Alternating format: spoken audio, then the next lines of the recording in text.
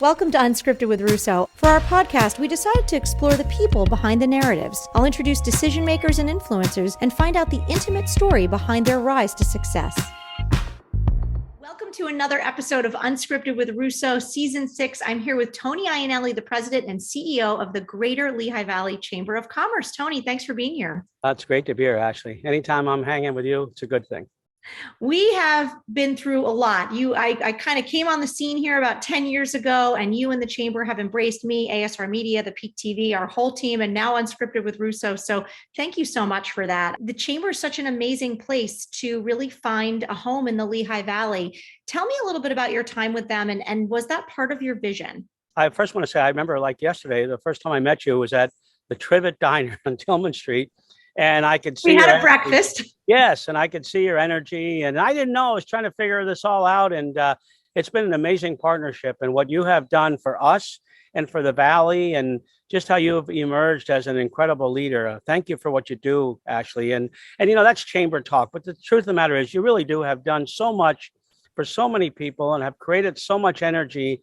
And I'm thankful that you're here in the Valley. We need lots of people like you to keep making us great. I appreciate it, Tony. I mean, you know, it's funny. It just like everybody always says, they start an idea, they have an idea or they have a vision or a dream, and you start with a business. But what I found 10 years later is what has kind of brought me the most joy is the concept that you are impacting people's individual lives and then your larger community. So the concept that I have 10 employees and we always have a couple of interns, and everyone that works for us and our team all went to school locally. So it helped create jobs, right? And then people stayed and they have significant others, and some have bought homes and some have had babies and bought cars. And you think about that multiplier on the Valley, and you just have a totally different outlook on the importance of entrepreneurship and the importance of small business, which is largely supported by the chamber. So I love that support. Tell me a little bit about what people can find if they participate in the chamber. Like, what are some of the opportunities for people to get involved? Back to your point, I never thought we too, when I started this, it's 25 years, which I cannot believe that it's 25 years for me. But I never thought that we would be geographically as large. So the basic plot was we started with the powered partnerships because we knew we wanted to put these partnerships together, make a large chamber. Then when we got large, you know, and it's funny, we never hired like someone to do it. It just came to our head. Not that this is so great, but we went to on every main street because we wanted to say, yeah, okay, we're big, but we're going to be on every main street. We're going to maintain an office. Just because we partner with you doesn't mean we're leaving town. We're going to be on the main street. And now, of course, it's the 21st century chamber. What does that look like? Are we including everyone? Is there a position of leadership for everyone? Will we be more representative of what this Valley looks like? So that's kind of our new mission. So back to your first question. I mean, I think first and foremost is the amount of businesses that we have, the ability to do business to business and make a name for yourself, if you will, and get out there and build business using the chamber and its network. It's, you know, it's a large network of businesses. That certainly is a priority. And, you know, just a whole host of things. You know, public policy, I think, is important. I don't know that we're overly active in that area, but I think we're active enough that making sure that if it's pro-business legislation, we want to be supportive. But at the same time, we say we want to be as much a chamber of communities as a chamber of commerce. So we want to build commerce, but we also want to rebuild communities beyond the main street and do whatever we can. Well, it's interesting. You know, I know that when I travel or I meet people from outside of the area and I say like, oh, well, I'm involved with our chamber, I always feel the need to say, but like, it's not like your little chamber. The Lehigh Valley is this massive chamber. I don't know what we are, 6th or 7th in the country, you know, largely from your leadership and your team and this vision. And it is interesting. I always find myself just justifying a little because, you know, you've taken all of these small communities, allowed them to maintain their independence and identity, but also created sort of a powerful network and tool, certainly as a business person, that really has helped build connections. And also another benefit, Tony, that I found is the opportunity to learn things that maybe I wouldn't have learned. You know, it's not just the people you meet, but there are a lot of people who are experts in a lot of fields. So you have a question, you want to learn something, you kind of feel like you have this automatic Rolodex of people you can contact. Yeah. That's been kind of cool too. I think that's probably like what you were saying, the biggest, not surprise, but the biggest affirmation was that there's a sense in a community that you have the certain leadership, you know, the top level leadership, if you will, CEOs, But we have really built the chamber on, I mean, they certainly have supported us, but really names, emerging names to the community, yourself, Ann Baum, Buddy Lesavoy, John Hayes, Mary Lisicki, and I could go on, names that maybe weren't at the top of the org chart or at the top of the visibility, but really, really talented people that dug in and said, hey, we're going to make our community, whether it's Hellertown or Slatington or Bethlehem or Hispanic Chamber, African American Chamber, LGBTQ. So a lot of good leadership out there that we kind of fortunately have had this ability to engage and take advantage of, if you want to use that term. You mentioned On Every Main Street. I think it's such a powerful campaign. I think it still resonates, but there's more to it than that. And so I know that the chamber has a foundation, and I want to ask you a little bit about that. What was that born out of, and what types of initiatives is that helping? Because it's an actual support of our main streets in our area. When I say the foundation, I tell my staff, I want us all to search for excellence, but never perfection, because if you search for perfection, you'll stop taking chances. So when we started the foundation, I took a chance. And the first iteration of it, we did this big fundraiser, and it fell, I mean, flat on its face. It went nowhere. And but it fortunately was a good enough idea that we were going to take money and put it onto the main streets and various projects, try to make them capital improvements. And Lori Reinert, who's done an amazing job heading up the foundation. But I guess what I want to say about that is, as we were growing as a chamber, I thought to myself, what else can we do that would be impact main streets? And that's where the foundation came along. That maybe, so it's not a ton of money, but maybe we put $40,000, $50,000 out in the streets in small grants to. But it's so significant, Tony, because the aesthetics of a community sort of matter as to why people spend time in their community. And people are often under the misunderstanding that that's just funded by the towns or townships or boroughs or whatever. And while they tend to be very supportive around here, there are a lot of little projects like park benches and plants and things that really make a main street that the chamber has funded. I just have always thought, small but mighty. Yeah, and you just said it. We have a lot of small communities, Bath, Hellertown, as I said, Slatington, Emmaus, that are really good communities, solid, and have great leadership, by the way, in all those communities. So anything we can do to help lift them up and support them, we're cool with that. We're very bottom up in our approach, and our each organization has its board and they decide their agenda. Our job is just to facilitate it. Well, we're going to take a quick break, Tony, but when we come back, I want to talk a little bit about how you weathered COVID and the role the chamber played in that, as well as the opportunity that you've given so many young people who are now out in all kinds of roles in our community. So stay with us. You're listening to Unscripted with Russo. Ever wonder what you get when you combine an historical riverside city, high-end dining, entertainment venues, and craft distilleries? The city of Easton, of course. One of my favorite spots is the Easton Public Market, right in the center of it all. But there's a variety of places to choose. Whether you're looking for a park to unwind or a night out with friends, check out Discover Lehigh Valley's website to find all the hot spots in Easton. Visit their website at discoverlehighvalley.com for more information. Welcome back to Unscripted with Russo. I'm being joined by the president and CEO of the chamber here in the Lehigh Valley, Tony Iannelli. Everybody knows him. Everybody loves him. Tony, so good to have you. Oh, it's so great to be here. We want to remind people that you were actually one of my first guests. If you go back in our archives to season 1, I believe episode 10, you can hear all about Tony's upbringing, his early jobs, his career, which is generally what Unscripted focuses on. But it's been a few years and there have been so many things that have happened in our region. It's not a pretty story, by the way. I just want to make sure you know. It's an interesting story and you have a great journey. So people should go back and listen. Season 1, episode 10. But we wanted to have you back, Tony, because we wanted to talk through a little bit about what the chamber has done in response to COVID. We've had a very challenging time in the world. This Lehigh Valley is a strong community, hard workers, lots of small businesses, and COVID hit here like it hit everywhere. So what was the chamber's early response and how have you kind of helped businesses weather the storm and prepare for whatever's next? Oh my gosh, Ashley, when you say that, you made me think about, I remember like the first or second night. Remember the whole world stopped. Actually, we all thought we'd be home for 2 weeks. Yes, that's what I told my staff. By the way, it was the night after my bobblehead night at the PPL Center, which nobody came because everyone was like, I'm not going anywhere near that place, at that time. But anyway. We were there, actually. We did a team building exercise or activity that night at your bobblehead night. That's the reason I remember it. Yeah. So I just remember how dark it was and how challenging. And I was talking to John Hayes, who was my chair. I said, John, I think we should take a couple $100,000 of our reserves and start giving it out to business. And some people thought, what are you guys crazy? But we had good reserves. And I thought, what's the difference if you have what's the difference? You have 3.3 million or 3.1 million, especially the market was really good at that time. Anyway, we partnered with Truist and several businesses, Equinox and others. And we put Capital Blue Cross with Dan Baum, and we put $500,000 out on the street the second week. And then Lori Reinert and Jessica O'Donnell put it out again on Christmas Eve.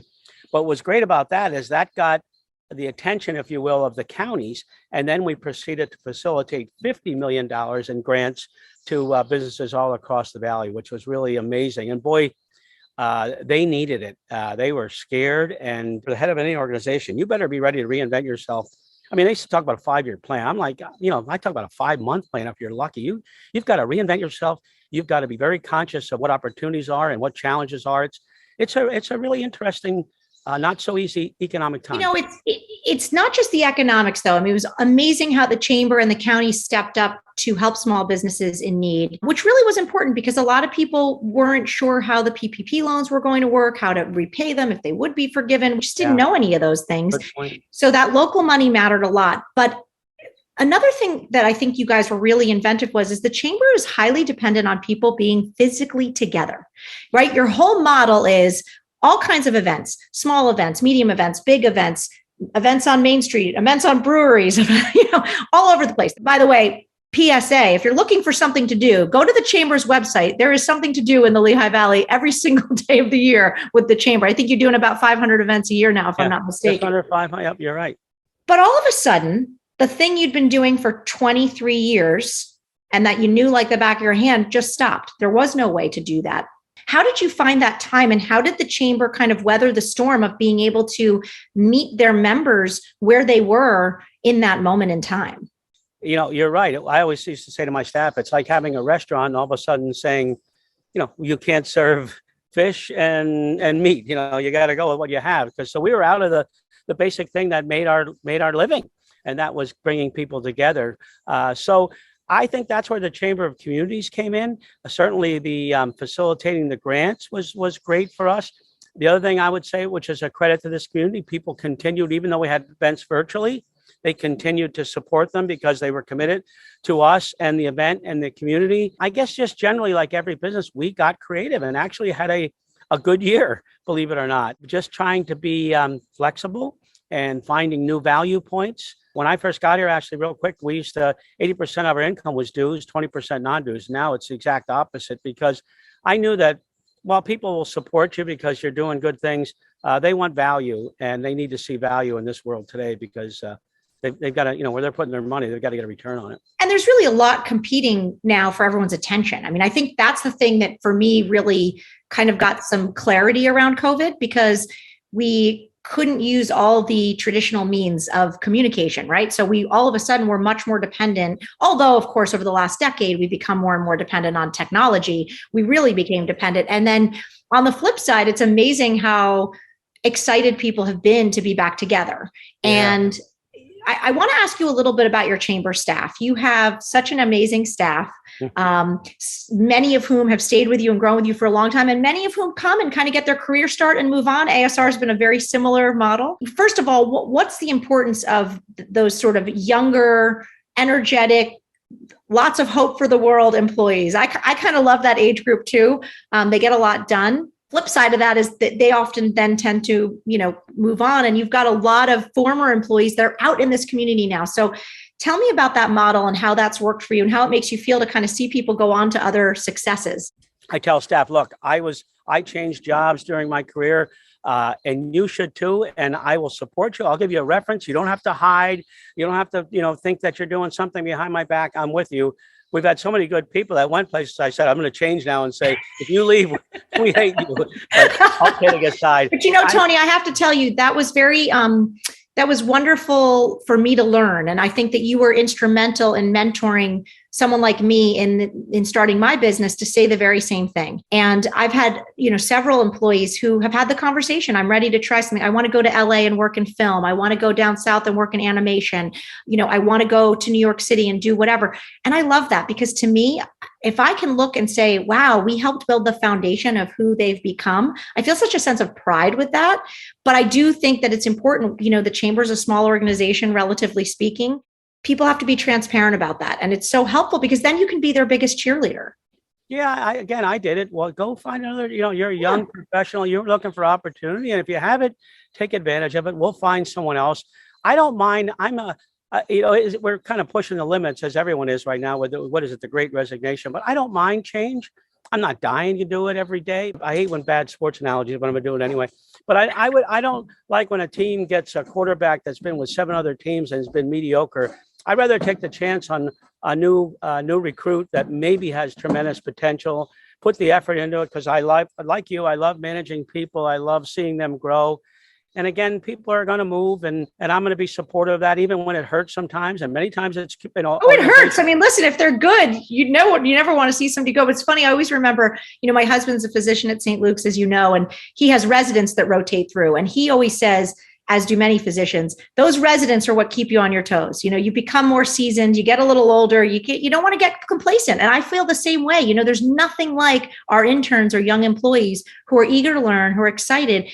I think it affirms what you know and your seasoned staff knows, right? So it's very affirming, but it's also an opportunity to say, I got to keep myself, excited and fresh and into what I'm doing. So do you feel like that helps keep you going and give you the energy to keep doing this? It's twofold. And that is, the traditional, the Frank Fasciano, the Dawn Werkheiser, Jessica O'Donnell, Allison Pickle, our long-standing people, Danielle Joseph, they're like the foundation. So when I have them, I have the history, and we know, without even saying, we know where we're headed, kind of thing.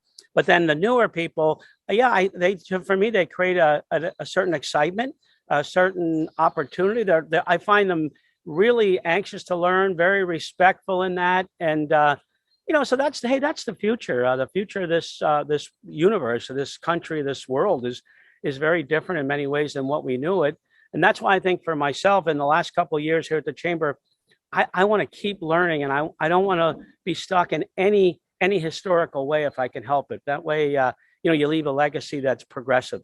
Yeah, I feel totally the same way, Tony. And I think anybody who knows you feels that as well. We're going to take a quick break. When we come back, I want to talk to you about all the things you love about the Lehigh Valley, and give people some tips, because you've spent your whole life here. So you're listening to Unscripted with Russo. We'll be right back.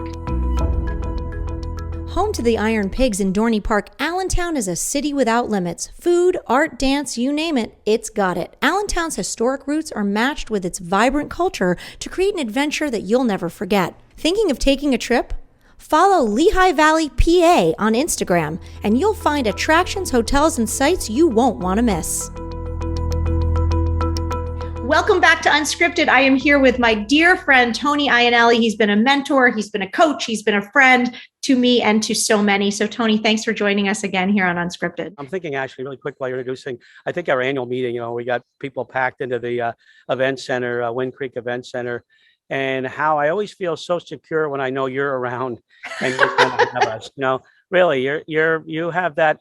You're just good at what you do, and I'm in a good place. Ashley. Oh, thanks, Tony. I appreciate it. That's how I feel when my crew is there. It's funny. I've done a few events where we weren't filming for whatever reason, and I go and I'm like, I feel really insecure that I don't have my producer or my camera person or someone that's there with me. So I totally get the feeling, but I'm glad you feel that way as well. Ashley, I'm sorry. Just a quick, people, It's incredible the bond that you build. I think it was Business Matters.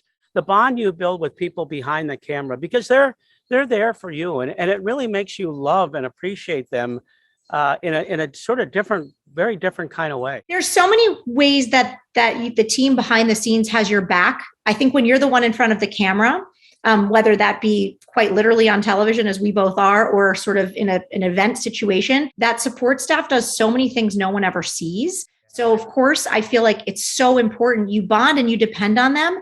And it's easy to give credit to the person in front of the camera, but the reality is my job's the easiest part, in my opinion. So, yeah, I agree with you totally. The crew is the best. So, shout out to both Business Matters and the Peak TV crews here. All right, the Lehigh Valley, Tony, it's been your home. You went to Allen High School. You've worked here for much of your career. And now, of course, you've been running the chamber for 25 years. Tell me what it is you love about this Lehigh Valley. You've been around the world. What is it that you think makes it special? I think that there was a time, which I was very aware of, that we really kind of struggled shifting from that industrial-based economy. Beth Steel and Mac and some of the industrial companies were, sort of up and down and challenged. So I think the resilience that we came back, I cannot believe how we've come back. That's number one. Number two, I like that we really, everyone kids about, we're parochial. We're anything but parochial compared to other communities. I think for some reason, we got this concept that there's no dominant city and that we're in this together. And the being a region, the more we're a region, the better off. And all of a sudden, these assets come along, not only economic, but quality of life. The event centers, Wind Creek, the Coca-Cola Park, the PPL Center, Crayola, all the different assets quality of life assets that started to come into play along with the economic growth. It's interesting, though. I know that you were a huge driver of the concept. And I think you and the LVEDC and some early adopters, and I can always think of an Ann Baum saying, we have to be regionalized. We just can't be that, you can't drive the 20 minutes from one city to the next. And really now we're seeing that. And I think that in some ways, maybe if we were to say a positive of COVID is that we were bonded together. We were a region. We were virtual. It didn't matter geographically where you were. And this community is so collaborative to me. It's just so unbelievably collaborative and helpful. So I love that. You have your amazing wife, Wendy, who everybody who knows Wendy loves Wendy. She's joyful and happy and supportive and kind in every way at every moment. So tell me, if you and Wendy are not working and you just go to hang out, what's a thing you go do in the Valley? What's some stuff you like to do? So funny you would say that, because first of all, I'm almost always, when I say always working, I don't want to sound like, I have this great work ethic. I'm just so nosy that I'm like, someone, so unfortunately, Wendy's been okay with that. And we just sort of know where each other are at all the time. No, it just works really well. But I think we'd like to be, look, we've gone to a lot of events in our lifetime. We've gone to a lot of dinners, a lot of events. I think we just like to be together. And that could be here at the house, which is something we enjoy doing. But I don't know. It's just kind of together. And it's maybe an odd answer, but we have so many things that I don't want to say have to do, but in a sense are part of what we want to do, part of the job. When we get time together, we pretty much cherish that. I understand that and appreciate that as well. I think that Joe and I would sort of say the same thing. There are a lot of things that we do as a part of our lives that we enjoy doing, that is part of our lives, our work. But sometimes it's the quiet moments in between. It's just the sipping coffee and talking about an article or watching something together. So sort of the simple stuff. And I always say I relax vicariously through Wendy. She's very chill and in the moment. And I'm never. Well, thank goodness, Tony. You got to temper your something. No, she's great that way. Two things I say: she's chill in the moment. I'm never in the moment. She has meaningful conversations with people, and I have ADD, so it's very hard for me to stay. You're a complimentary yin and yang. I love it. Yeah, I love it. yeah. So, what about the growth you've seen? I mean, having grown up here and then having been here through the steel sort of transition and shutdown, and now to see today. I mean, how would you describe the scene in the Lehigh Valley? I think it's shocking to people sort of how much amazing culinary we have, how many cool progressive stores we have, business. Like, how would you describe this region to someone when you're not at home? Yeah, almost indescribable. Whoever thought, you just said it, the retail we have now on various levels, high end and so on, all the shopping centers, again, the entertainment venues that we had, restaurant quality. Again, when I was growing up, and even my beginning years professionally, Allentown, you go to Bethlehem, that was like going to another universe, so it was very, we were very, very insular. So now it's just, you might be in Easton one night, you might be in another community another night. So I'm trying to temper, they're not sound too chamber-like, but I could have never imagined really to have a AAA baseball team, to have a PPL center and the concerts they have and that venue and the amount of growth. And look at the beautiful building Air Products just built. They could go anywhere in the country. So we have You challenges. see a little idea of a music fest becoming 1 million+ people coming year after year, 37 years later. It's really, it is amazing. I remember moving here, and now it's 17 years ago that I've been here, and being given the name of 3 restaurants. And I can't remember the third, but it was the Federal Grill, the Manor House, and one other. And that was it. There was no promenade yet. The main streets hadn't really been built up. And to see that transition alone, not to just make it about food and drinks, but think of all the distilleries, the breweries, the wineries, like it's amazing. And I was recently out west and doing a little light hiking. I don't want to propose to be an outdoors woman, but a little light hiking.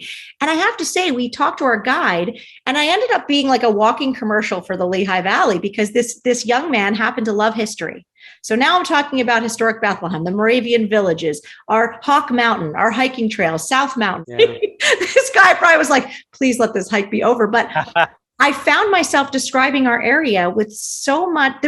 I could have gone on and on and on. I mean, it's amazing. And I think everyone, most people feel that their area in many ways is the greatest place. But you just said it. We have a lot of assets, and they sort of came together, and we all matured at the same time.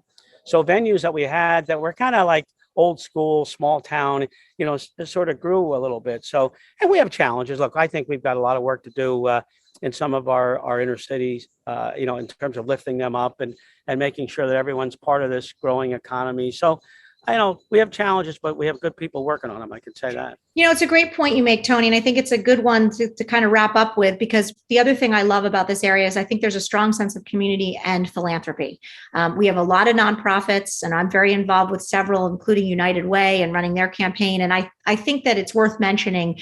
It's unique to this community. And you hear many people say, people think it's like this everywhere. And the reality is it just isn't. What role do you feel that give back and that philanthropy and community has played and continues to play in uplifting the people in need in our community? Unbelievably. I think that people have a real sense of giving back. So whether it's the CEOs or, we have an incredible amount of medium-sized companies where the people are all in. And again, as I say, when you go to these communities, go to Hellertown, the amount of people that are involved in that community. And I see it, we have 17 boards across this valley in all the communities, and every community has good leadership that maybe not everyone knows about. So it's a bottom up. It's really a grassroots kind of thing that you're supposed to give back. And I hope we never lose it.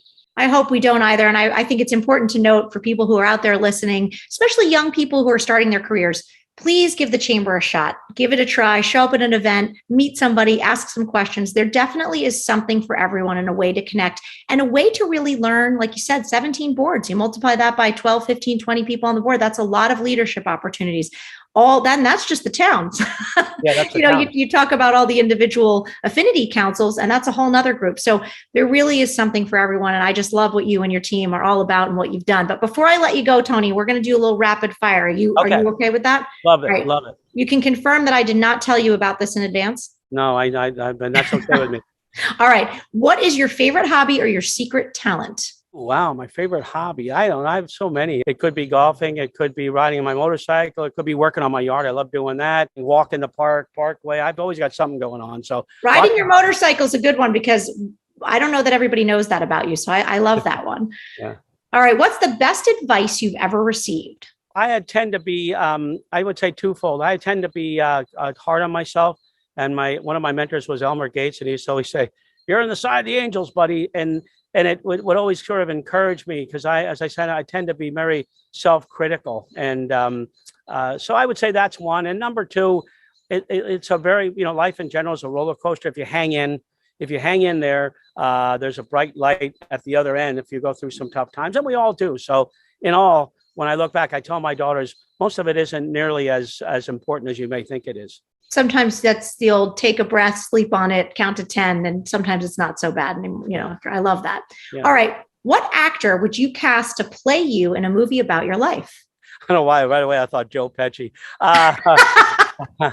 People used to think that I like either Billy Joel or Billy Crystal. But I'll go with Joe Pesci. I love it. I think all three would be good candidates. I don't know, Tony. You're aging in reverse. You're in the best shape of your life. I'm going to give Wendy the credit once again. But yeah.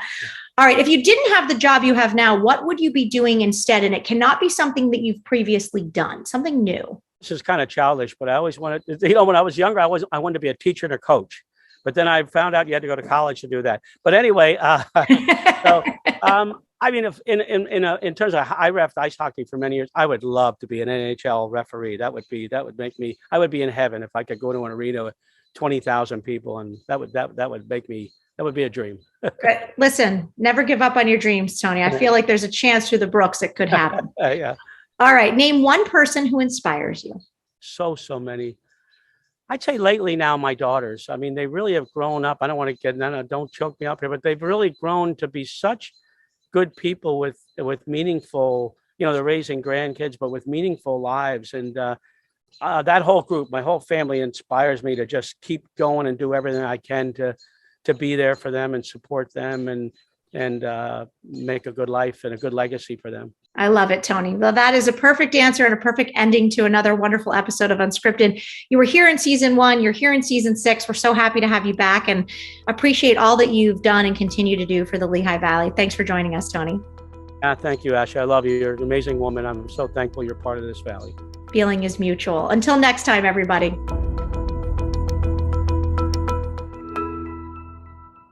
Like what you saw? Be sure to subscribe to our channel so you never miss another video. To see more of the Peak TV, check out our website, subscribe to our YouTube channel, and catch us on WFMZ Channel 69.